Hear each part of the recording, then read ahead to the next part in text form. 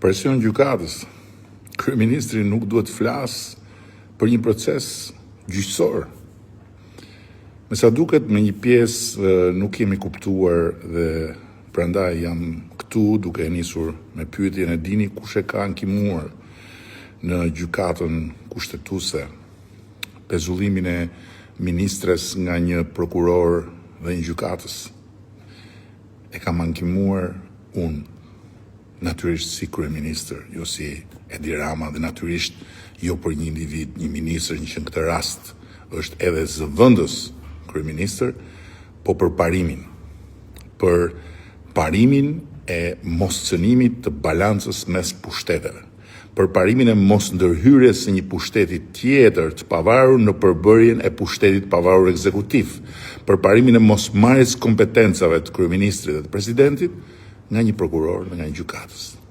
Shkurt, kjo është një betejë institucionale gjyqësore për të mos lejuar atë që nga Komisioni i Venecias konsiderohet shkelje e palejueshme e kufirit ndarës mes pushteteve.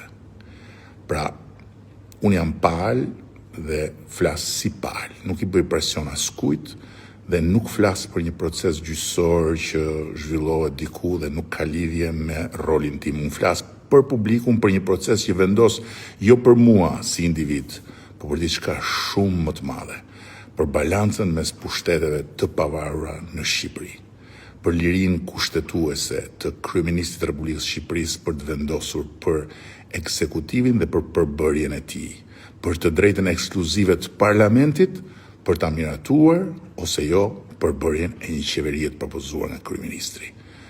Dhe jo sot për sot, po dhe për të ardhmen, pavarësisht nga unë, nga ne, nga ata që sot jemi dhe nesër si jemi në këto detyra.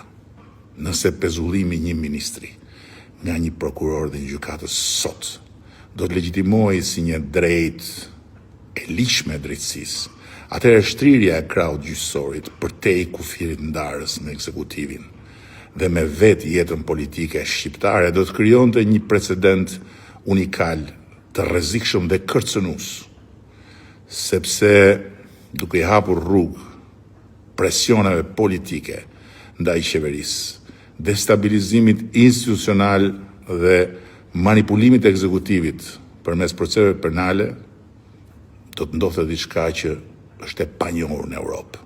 Mjafton vetëm të parafytyrosh se çfarë lojash politike në dëm të shtetit, në dëm të ligjit, të qytetarëve,